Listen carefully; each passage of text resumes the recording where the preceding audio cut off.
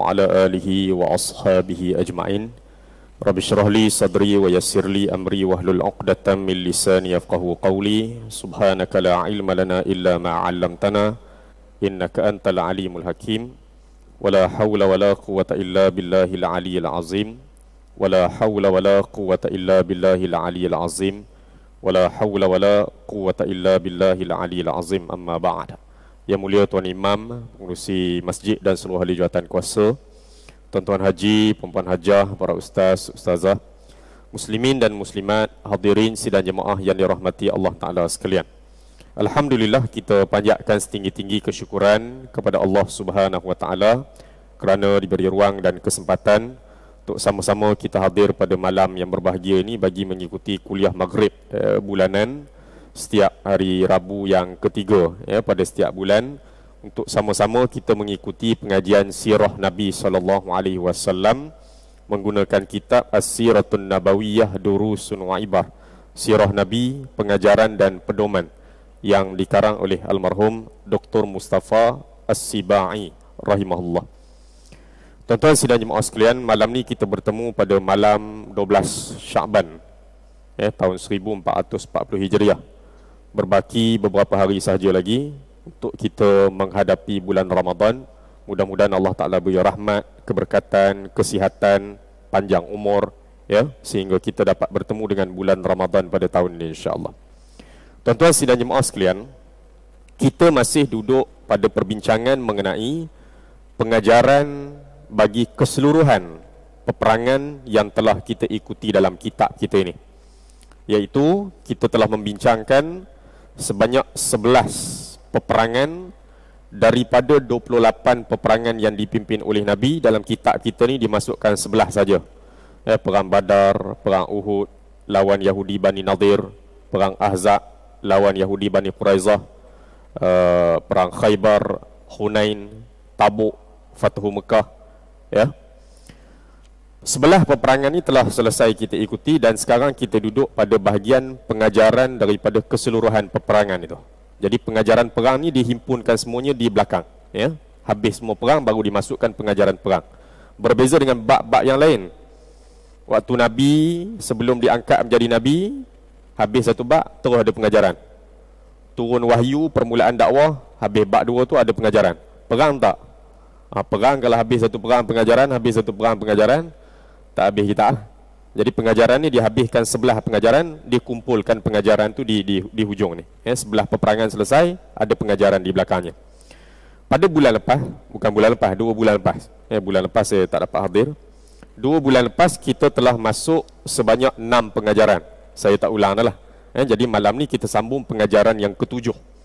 Kata pengarang kitab ni almarhum Dr. Mustafa As-Sibai, antara peribadi yang sepatutnya ada pada pendakwah yang ikhlas, pendakwah yang jujur, dia mesti melihat musuh-musuh itu dengan penuh belah kasihan, iaitu mengharapkan musuh-musuhnya mendapat hidayah.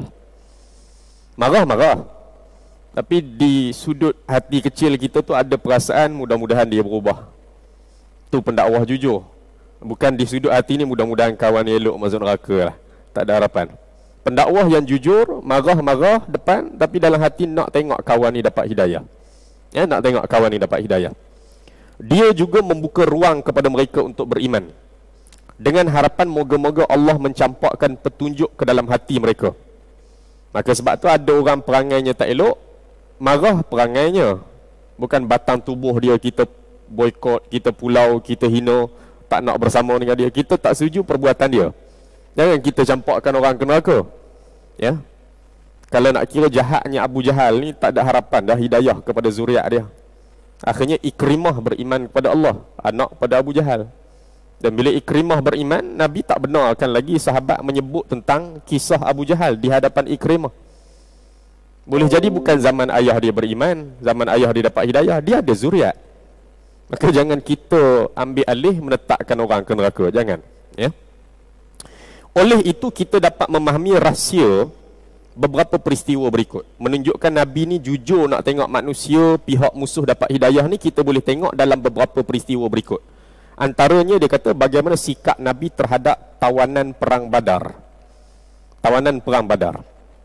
Ya, perang Badar 313 ataupun 317 sahabat lawan 1000 musyrikin. Ya, diketuai oleh Abu Sufyan, Abu Jahal pada waktu itu. Takdir Allah menang. Menang besar pula tu. Ya, 70 orang di kalangan mereka terbunuh dan 70 dapat ditawan. 70 jadi tawanan. Balik daripada perang Badar, Nabi ajak sahabat bermesyuarat, apa yang kita perlu buat kepada tawanan ini? Ya. Apa perlu kita buat kepada tawanan ini? Umar cadangkan, bunuh lah. Bunuh. Abu Bakar cadangkan, kita bebaskan, kita ambil tebusan. Duit dapat. Duit itu bolehlah guna untuk kerja Islam ke apa, tak kira lah. Kan? Kita ambil tebusan. Umar cadangkan, bunuh. Baik. Oleh itu kita dapat memahami rahsia mengapa Rasulullah cenderung untuk mengambil bayaran tebusan bagi tawanan perang Badar. Walaupun akhirnya Allah Ta'ala tegur perbuatan Nabi itu, tak patut pada waktu itu ambil tebusan. Waktu itu kena bunuh sebanyak-banyaknya. Kerana apa dia? Nak menggerunkan pihak musuh supaya lepas ni jangan buat main-main lagi. Akhirnya Allah Ta'ala tegur keputusan Nabi itu tak tepat. Cadangan Umar tu yang tepat. Tapi cuba kita lihat daripada sudut positif, dia kata, kenapa Nabi berminat sangat, cenderung sangat untuk bebaskan mereka dan ambil tebusan itu. Kita lihat daripada sudut positif itu. Kenapa Nabi berminat nak ambil tebusan, bebaskan mereka. Ya. Walaupun selepas itu Allah Ta'ala tegur. Baginda berharap agar Allah memberi petunjuk kepada mereka. Baginda juga berharap zuriat selepas mereka akan menyembah Allah dan berdakwah kepada Allah. Maknanya lepas dia bebas, mudah-mudahan dia rasa lembut hati tengok Nabi maafkan mereka, bebaskan mereka. Mudah-mudahan mereka lembut hati, lepas ni dapat hidayah. Mudah-mudahan seperti itu. Nabi melihat musuh seperti itu. Ya. Al-Quran akhirnya turun ayat Quran menegur tindakan Nabi SAW tersebut kerana terdapat kemaslahatan lain pada waktu itu yang sepatutnya dibuat. Apa dia maslahah pada waktu itu? Bunuh. Bukan bebas tawanan dengan ambil tebusan. Ya. Tak apalah, kita ambil benda positif, iaitu untuk menggerunkan musuh-musuh Allah dan membanteras ketua-ketua penganjur fitnah dan kesesatan. Sekiranya tawanan-tawanan perang Badar ni dibunuh, nescaya penentangan pihak Quraisy daripada Mekah ke atas kerajaan Madinah itu akan jadi lemah. Kerana pemimpin-pemimpin mereka serta golongan yang mengapi-apikan fitnah untuk menentang Islam akhirnya dah hapus. Ya, hapus. Abu Sufyan ke siapa ke, hak besar-besar ni habis lah ke. Tapi tak, Nabi bebaskan. Kerana nak melihat hidayah tu dapat pada mereka. Ya, padahal selesai, kalau bunuh selesai. Ya, baik.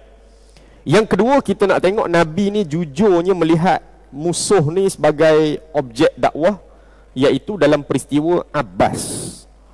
Abbas bapa saudara Nabi, Abbas bin Abdul Muttalib. Abbas memeluk Islam ni ada khilaf di kalangan ulama. Ada yang menyebut waktu Nabi berdakwah di Mekah dulu dia dah memeluk Islam senyap-senyap.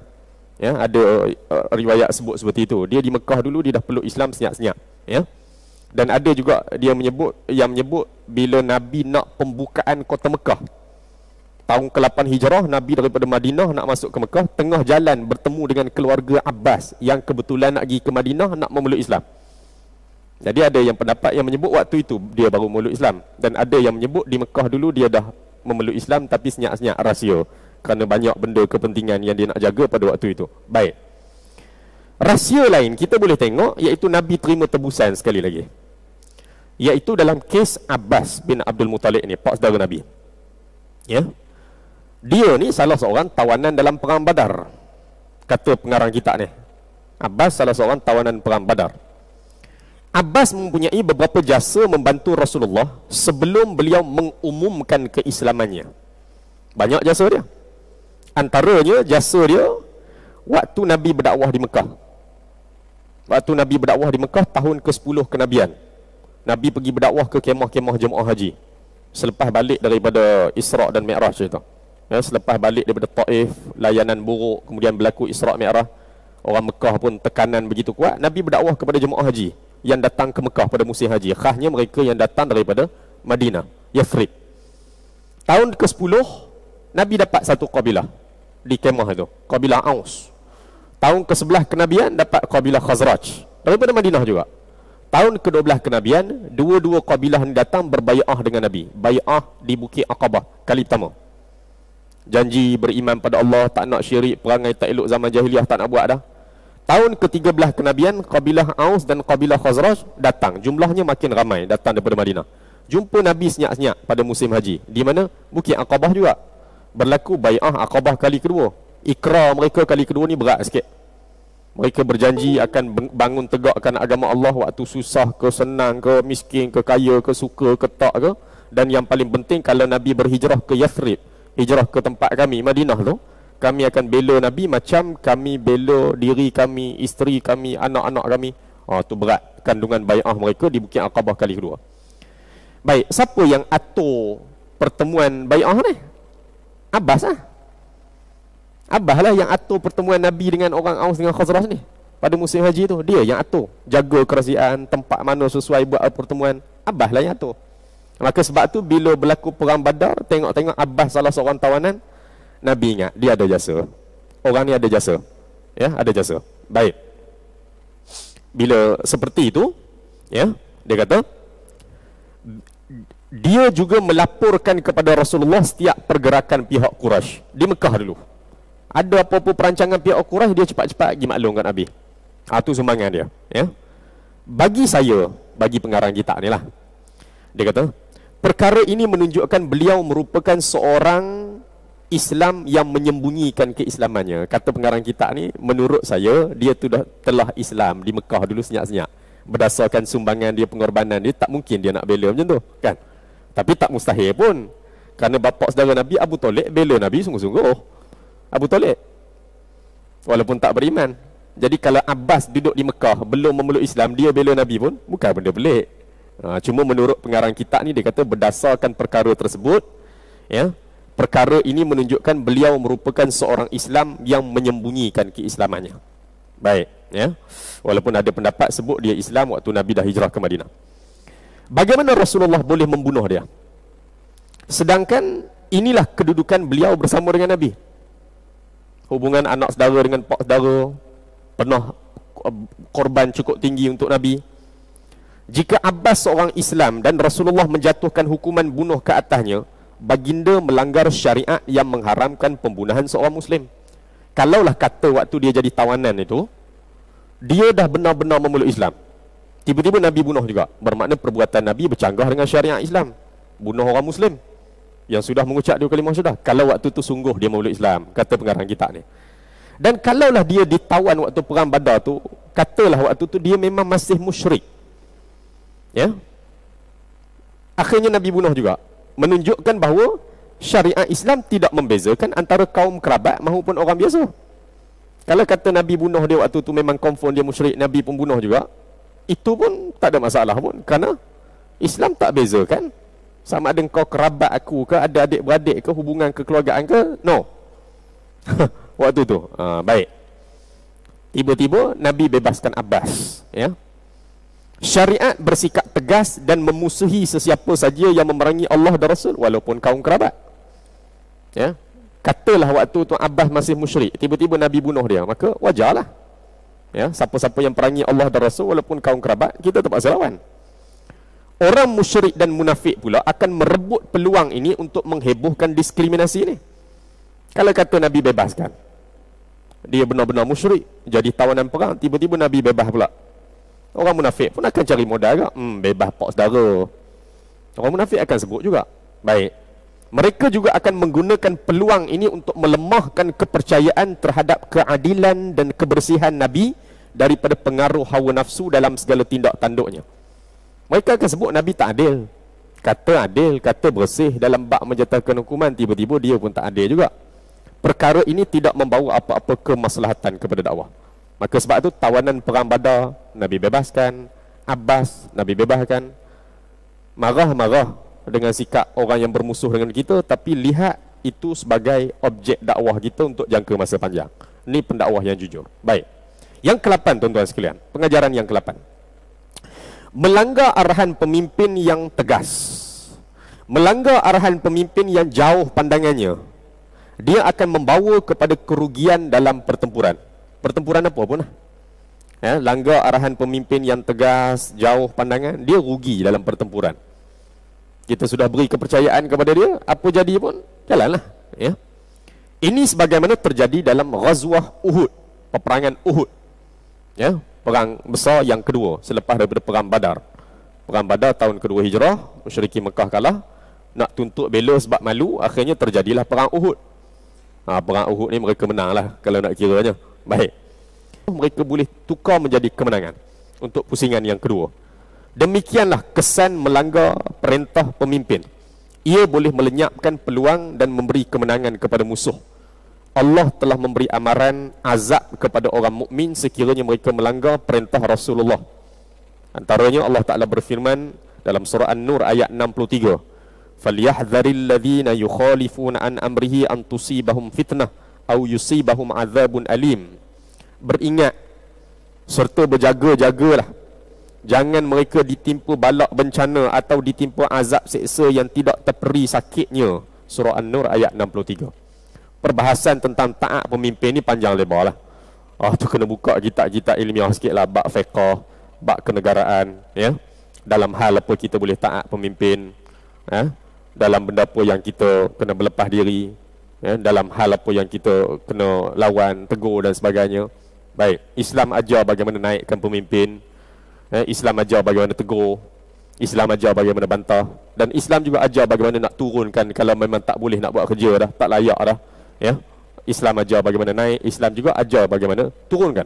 Baik. Yang ke-9 tuan-tuan sekalian, pengajaran yang ke-9. Tamak kepada harta rampasan perang, ghanimah, dan lain-lain habuan kebendaan akan membawa kepada kegagalan, seterusnya kekalahan. Ini berlaku dalam perang Uhud ini, ya. Iaitu apabila pasukan pemanah meninggalkan pos-pos mereka lantaran tamak untuk merebut harta rampasan perang di bawah itu, yang sedang dihimpunkan oleh sebahagian tentera Islam di bawah itu.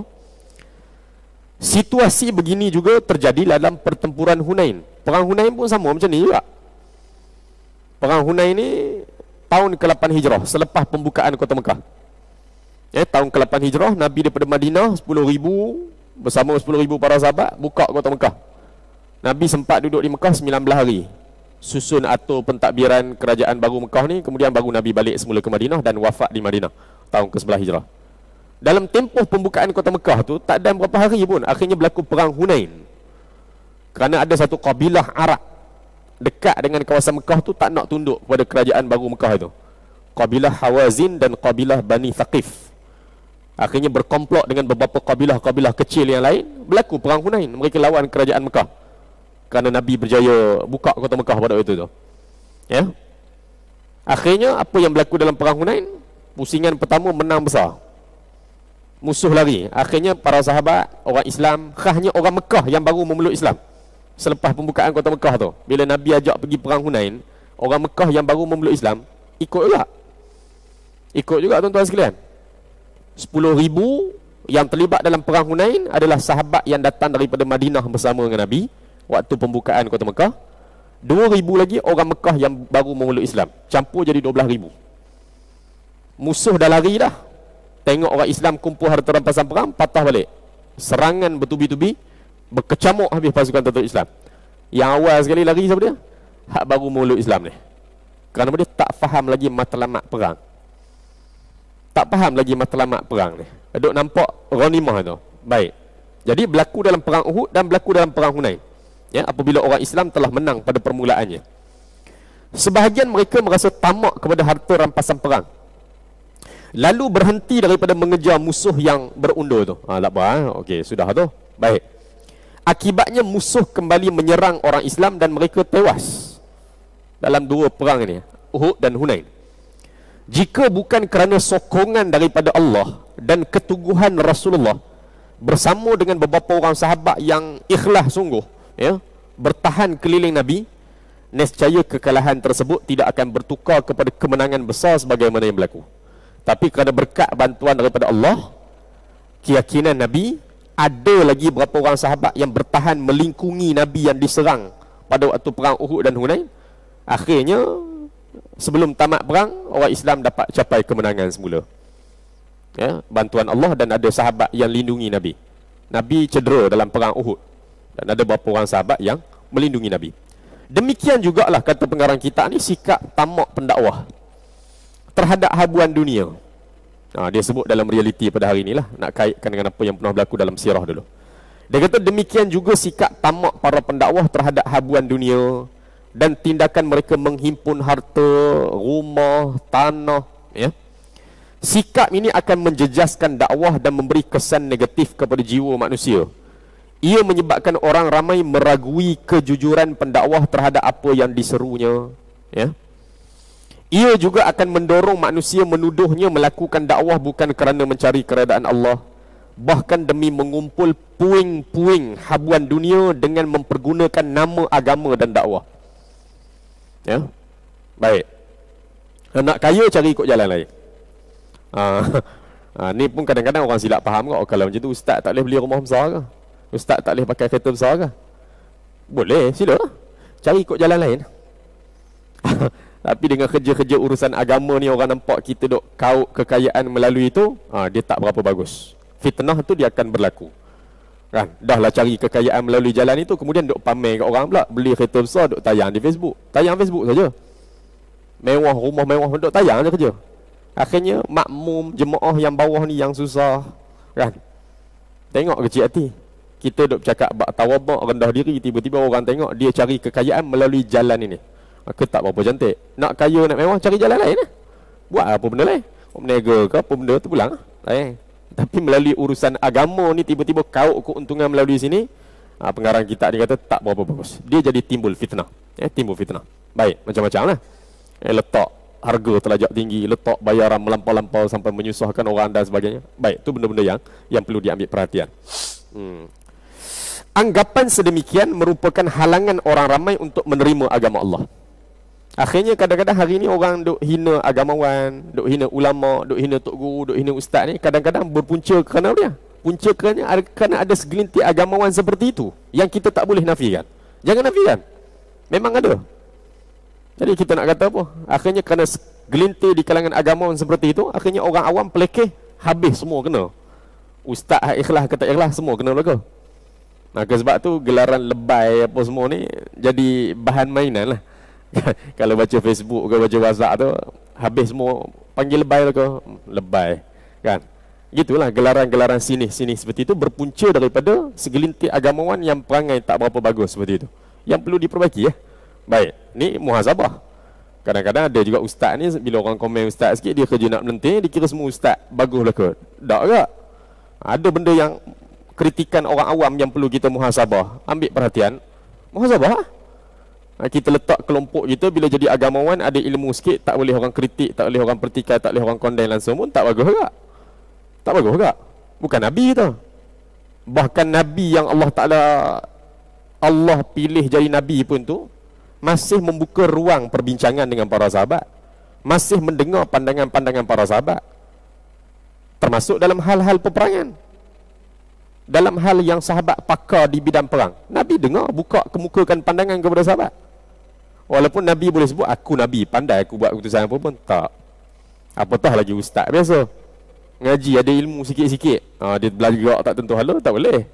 Orang alim ni keliling kita banyak, kita ni baru kena 2-3 buah kitab, kan? Baik, lepas tu orang tanya benda kita tak boleh jawab, bagi tahu tak boleh jawab. Asal orang panggil kita ustaz, semua benda kita nak hentam jawab, sampai benda tak lepas jawab pun dok kedah jawab juga. Dia jadi kacau. Benda tak boleh jawab, kata tak boleh jawab. Cuba tuan-tuan rujuk ustaz lain, mungkin lebih tahu. Saya setakat ni saya boleh jawab. Sudah tu. Oh, dia nak jaga juga imej, tak boleh jawab ni, tak kemah. Tak kemah kalau tak boleh jawab. Akhirnya orang pakai buah kita. Orang pakai apa benda kita cakap. Bukan seorang dua pakai. Hak ni tolong share kat orang lain, hak ni tolong share kat orang lain. Kacau bila. Kacau bila. Baik tuan-tuan sekalian. Pengajaran yang ke-10. Dalam peperangan Uhud juga. Perang Uhud saja pengajaran dah cukup banyak tuan-tuan sekalian. Padan perang Badar dengan Uhud. Dalam peperangan Uhud, pengajaran yang ke-10 dia kata. Dalam peperangan Uhud, bagaimana kita boleh belajar daripada keteguhan seorang perempuan bernama Nasibah, Ummu Umarah Al-Ansariyah, seorang wanita Ansar. Bila pasukan pemanah turun, Khalid Al-Walid punya pasukan musuh tawan bukit, serang pasukan tentera Islam, berkecamuk habis. Sebahagian besar lari balik ke Madinah. Tinggal Nabi beberapa orang. Tinggal Nabi beberapa orang, termasuk bapa saudara Nabi Abbas. Abbas yang menjerit panggil sahabat-sahabat hak lari ni. Ke sini semula Rasulullah masih hidup, sebab tadi dengar berita Nabi terbunuh. Jadi Nabi minta Abbas tolong menjerit bagi tahu mereka Nabi hidup je. Maka Abbas lah menjerit panggil. Biasalah orang lelaki, tuan-tuan sekalian. Tapi yang paling menarik, apa dia?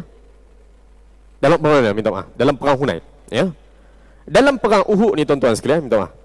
Dalam perang Uhud ni tuan-tuan sekalian, yang paling menarik kerana apa dia? Ada seorang perempuan, Nasibah Ummu Umarah Al-Ansariyah, wanita Ansar. Dia ni pergi perang, duduk dalam kemah bahagian sedia makanan, rawatan untuk pasukan tentera Islam, medik. Dia bahagian tu. Tiba-tiba bila dengar kata pasukan tentera Islam diserang, ramai lari, Nabi pula dikepung, pihak musuh berjaya dekat dengan Nabi, lontar Nabi dengan batu dan sebagainya, sampai topi besi Nabi ni pecah. Pecah. Berdarah pelipis Nabi ni. Tuan-tuan sekalian. Hamzah bin Abdul Muttalib, pak saudara Nabi, terbunuh dalam perang Uhud. Akhirnya Nusaibah Ummu Umarah Al-Ansariyah tinggalkan kemah bahagian ubat sedia makanan tadi, keluar pergi melingkungi Nabi bawa pedang. Siapa-siapa saja yang datang dekat dengan Nabi habis kena dengan dia ni. Sambil pegang panah, dia, suami dia, anak-anak dia. Sampai Nabi puji Nasibah ni. Nabi kata dalam perang Uhud, aku tidak menoleh ke kiri dan ke kanan, melainkan aku nampak Nasibah ni berperang depan aku sungguh-sungguh. Sebagaimana orang lelaki perang sungguh-sungguh duk pertahankan Nabi ni. Sampai Nabi doa kebaikan, rahmat untuk keluarga dia. Akhirnya Nasibah minta kepada Nabi, wahai Rasulullah, doalah kami ni satu keluarga jadi teman kamu dalam syurga pula. Nak lebih lagi. Nabi terus berdoa, ya Allah, jadikanlah keluarga Nasibah ni teman aku dalam syurga kelak, jiran dalam syurga kelak. Selepas daripada doa Nabi ni, apa dia kata Nasibah? Selepas daripada itu, apa saja ujian yang berlaku atas dunia ni aku tak peduli lah. Nak jadi apa jadi lah. Nabi dah doa jadi jiran dalam syurga, nak apa ye? Jadi ujian apa atas dunia ni, selepas tu apa saja berlaku aku tak peduli lah. Kesakitan apa yang berlaku mengenai kehidupan dunia aku tak peduli lah. Baik, Nasibah mengelilingi Nabi SAW ketika mana pertahanan tentera Islam bolos. Menjadi salah satu bukti kepada kita penglibatan besar wanita Islam dalam perjuangan dakwah Islam. Artinya orang perempuan tak boleh dikesampingkan dalam urusan dakwah. Orang perempuan tak boleh dikesampingkan dalam urusan nak bangunkan masyarakat, nak bina negara, nak perbaiki umat. Tak boleh kesampingkan orang perempuan. Penduduk, persatuan penduduk, dia kena ada biro wanita. Masjid besar-besar mana, surau kecil mana pun, dia kena ada unit bahagian kewanitaan. Kenapa dia? Mereka ada agenda, program, aktiviti yang mereka tahu apa yang sesuai untuk buat wanita. Kena ada. Baik. Wanita Islam berperanan untuk berdakwah kepada Allah di tengah kelompok wanita. Kita boleh nak bercakap orang perempuan, tapi ada benda kadang-kadang terbatas lah. Ada benda kita tak mampu nak tegur, kan? Isteri dan ibu, mereka juga berperanan mengasuh anak-anak untuk mencintai Allah dan Rasulnya, berpegang dengan Islam dan ajarannya, juga bekerja untuk kebaikan dan kemurnian masyarakat. Selagi mana medan dakwah kita pada hari ini tidak melibatkan pendakwah-pendakwah di kalangan wanita-wanita, atau bilangan mereka tidak mencukupi, selagi itulah dakwah akan terus melangkah pendek. Gerakan-gerakan yang nak buat perubahan akan terus tempang, perlahan.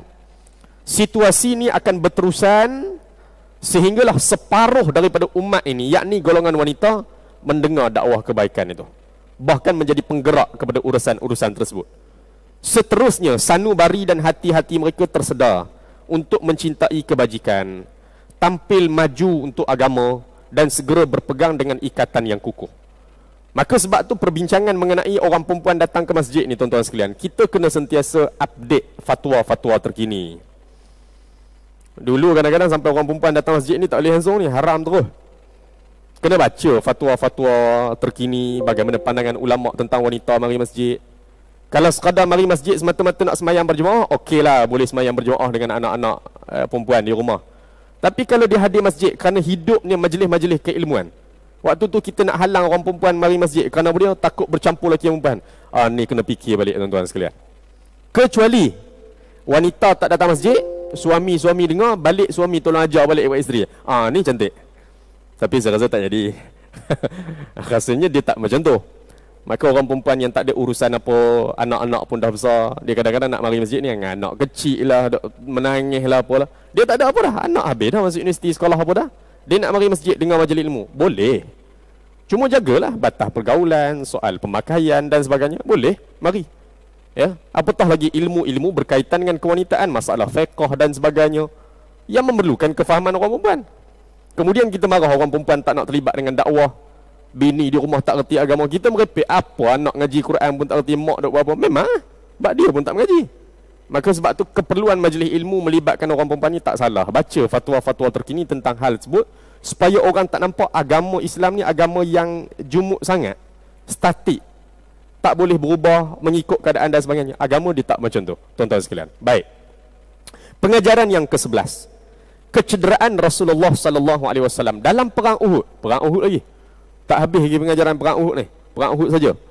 Kecederaan Rasulullah sallallahu alaihi wasallam dalam peperangan Uhud merupakan perangsang kepada pendakwah supaya sabar hadapi segala cabaran yang menimpa mereka di jalan Allah. Artinya apa dia? Kalau kita kena hari ni, bukanlah benda pelik. Sebab Nabi pun kena. Dia tu orang baik. Dia tu orang baik. Ceramah dia paling lemah lembut sekali. Dia lah orang yang paling lunak. Dia lah orang yang paling santun. Tiba-tiba dia pun teruk kena macam tu. Maknanya kalau hari ni orang pulau kata sikit-sikit dekat orang yang buat kerja agama ni, maknanya bukanlah benda pelik. Kerana Nabi pernah melalui hal yang lebih berat daripada itu. Sama ada berbentuk kesakitan melibatkan tubuh badan, disekat kebebasan kita untuk bergerak, sama ada dipenjarakan, mahupun ditangkap, ataupun dihukum mati, ataupun dibunuh. Mungkin tak terjadi di tempat kita hal seperti ini. Kalau jadi pun kecil sangat benda-benda seperti ini yang disebut oleh pengarang kita ni. Tapi tuan-tuan kena tahu pengarang kita ni duduk di mana. Dr. Mustafa Sibai ni dia duduk di Syria. Dia sempat hidup di zaman ayah Bashar Assad. Sekarang Bashar Assad presiden Syria. Ayah dia dulu Hafiz Assad. Dr. Mustafa Sibai tulis sirah Nabi ni dan membuat huraian berdasarkan pengalaman perik yang mereka alami di Syria di zaman ayah Bashar Assad, iaitu Hafiz Assad. Bagaimana dia menyaksikan puluhan ulama merengkuk dalam penjara, mati di tali bantung, tak tahu di mana kubur mereka. Dia hidup di zaman itu. Maka sebab tu dia beri motivasi kepada kita, ambillah pelajaran bagaimana Nabi kena dalam perang Uhud untuk kita bersabar, kerana Nabi yang baik pun kena lebih teruk. Ini dia cerita bagaimana situasi dia di Syria pada waktu itu. Sebagaimana yang disebut oleh Allah dalam surah Al-Ankabut ayat 1 hingga ayat 3. Alif Lam Mim. Ahasiban nasu an yutraku ay yaqulu amanna wa hum la yuftanun wa laqad fatanna alladhina min qablihim fala ya'lamanna Allahu alladhina sadaqu wa la ya'lamanna al-kadhibin. Ya. Alif Lam Mim. Patutkah manusia menyangka bahawa mereka akan dibiarkan begitu saja selepas mereka mengucapkan perkataan beriman? Bila mengaku beriman, patutkah manusia rasa Allah Ta'ala akan biarkan macam tu saja? Tak. Ya. Sedangkan mereka belum diuji. Belum diuji, tiba-tiba dah mengaku beriman. Kemah sangat dah. Ya. Dan demi sesungguhnya kami telah menguji orang-orang yang terdahulu daripada mereka, umat-umat terdahulu, umat-umat Nabi dulu. Ya. Maka dengan ujian yang demikian, nyata apa yang diketahui oleh Allah tentang siapa yang benar-benar beriman, dan nyata pula bagi Allah tentang siapa yang mendusta. Ya, surah Al-Ankabut ayat 1 hingga ayat yang ketiga, tuan-tuan sekalian. Baik, ini berapa pengajaran yang perlu kita ambil perhatian. Ya. Dan yang terakhir sekali untuk malam ni saya ambil satu lagi, pengajaran yang ke-12. Pengajaran yang ke-12. Perbuatan orang musyrik mengelar mayat tentera Islam, khasnya mayat Hamzah dalam perang Uhud. Cerita perang Uhud lagi tak habis ni. Perang Uhud saja banyak mana dah pengajaran. Perbuatan orang musyrik mengelar mayat tentera Islam dalam perang Uhud, khasnya Hamzah. Ya, badan Hamzah tu habis ni, rosak. Bapa saudara Rasulullah sallallahu alaihi wasallam, merupakan satu bukti jelas bahawa musuh Islam itu tidak berperi kemanusiaan dan tidak berhati perut. Mati itu patutnya selesai, boleh balik tak? Mati balik Tapi bila Nabi dan para sahabat berjaya bertahan, akhirnya mereka pakat lari ke satu gua, satu tempat di atas bukit Uhud. Pasukan tentera Islam yang tinggal berapa orang ni pakat lari berlindung di atas bukit Uhud. Akhirnya boleh bertahan lah. Akhirnya musuh bila tamat perang, mereka pun nak berundur lah. Disebabkan tak dapat Nabi dan berapa orang sahabat ni, akhirnya marahnya mereka lepaskan geram dengan mereka mencederakan sahabat-sahabat yang telah terbunuh ni. Mereka toreh habis badan sahabat-sahabat yang telah terbunuh ni dalam perang Uhud. Khasnya tubuh badan Hamzah bin Abdul Muttalib. Sehingga Nabi cukup marah dan sedih dengan kejadian tersebut, tuan-tuan sekalian. Mengelar si mati, kelar si mati ni, bukanlah kita menyakitinya sebagaimana kambing yang disembelih tak rasa sakit bila kulitnya disiap. Ya. Namun ia menjadi bukti kebencian yang bersarang di jiwa mereka. Perasaan benci ini terserlah melalui perbuatan-perbuatan ganas seperti ini. Tindakan ini menyakiti perasaan manusia yang hidup dan orang yang ada peri kemanusiaan. Patutnya mati sudah tu. Ya, sebab tu Nabi tak benarkan sahabat selepas mati kemudian pergi seksa lagi mayat, tak boleh. Bahkan Islam ni agama yang mengajar kepada kita tentang ihsan. Antaranya Nabi sebut dalam hadis, wa idza dhabhtum fa ahsinu zibha, wa idza qataltum fa ahsinul qitlah, wa idza dhabhtum fa ahsinu zibha. Bila kamu nak membunuh, elokkan pembunuhan. Bila kamu nak menyembelih, elokkan penyembelihan. Ya. Dan hendaklah kamu tajamkan pisau sembelihan kamu. Kalau nak bunuh, Nabi kata elokkan pembunuhan. Contoh nak bunuh binatang. Ya. Nak bunuh binatang yang sepatutnya boleh dibunuh. Kalajengking, ular, boleh dibunuh. Mati, sudah. Pergi ambil ular sawa tu, pergi lintang atas jalan raya supaya kereta gelek pula. Tu tak boleh dah tu. Tanpa nyamuk, boleh. Lepas nyamuk mati, pergi cabut 4-4 kaki, berdosa. Nanya kawan tu. Nak membunuh, Nabi kata elokkan pembunuhan. Elokkan pembunuhan. Termasuklah kita nak buang sarang tebuan, sarang lebah. Ya. Nabi pernah benarkan sahabat, nanti kalau kamu jumpa 2 orang musyrikin Mekah ni, kamu bakar 2 orang ni. Dekat-dekat sahabat nak keluar, Nabi kata tadi aku suruh kamu bakar 2 orang ni, jangan bakar. Tak boleh. Kenapa dia? Api ni hanya digunakan untuk Allah mengazab makhluknya, tak layak digunakan oleh makhluk. Maka bagaimana nak halau sarang lebah? Lebah sarang di rumah kita, kadang-kadang singgah je pun. Tebang hutan apa semua, dia mari singgah rumah kita. Orang tua-tua dulu ajar kita, pasang buluh, berasak apa? Asap, larilah kawan tu. Bakar tak boleh. Kecuali bakar ikan. Kemudian Nabi sambung, Nabi kata beliau, wa idza dhabhtum fa ahsinu zibha. Bila kamu nak menyembelih, elokkan penyembelihan. Antaranya beliau, binatang dahaga, sembelih-sembelih, bagi minum dulu. Jangan giasah pisau depan kawan tu. Jangan sembelih depan lembu lain. Kalau boleh ada tempat khas, bawa seekor-seekor ke tempat khas. Depan kawan hak lain tu pergi sembelih. Asah pula depan hak lain tu. Ada, ya? Baik. Sebagaimana tindakan orang musyrik terhadap mayat tentera Islam dalam perang Uhud, demikian jugalah kita dapat melihat bagaimana sikap Yahudi terhadap mayat orang Islam yang terbunuh di Palestin. Dah mati dah, diseksa lagi begitu teruk. Tindakan kejam kedua-dua golongan ini puncanya sama saja, iaitu terbit daripada 2 sifat. Pertama, tak beriman kepada Allah. Yang kedua, tak percaya adanya hari akhirat. Baik, tuan-tuan sekalian, ini sebanyak 12 pengajaran yang boleh kita ambil daripada keseluruhan peperangan yang telah kita lalui. InsyaAllah dalam pertemuan akan datang, kita akan sambung pengajaran yang ke-13 dan seterusnya insyaAllah. Jadi saya rasa kita bertemu pula nanti selepas daripada raya. Bulan 5 tadi dah. Cuma kita ada tazkirah nanti kan. Ada tazkirah waktu Jumaat kot. Wallahu ta'ala alam. Sekadar itu dulu aku qali hadza wa astaghfirullahal azim li wa lakum. Wassalamualaikum warahmatullahi ta'ala wabarakatuh.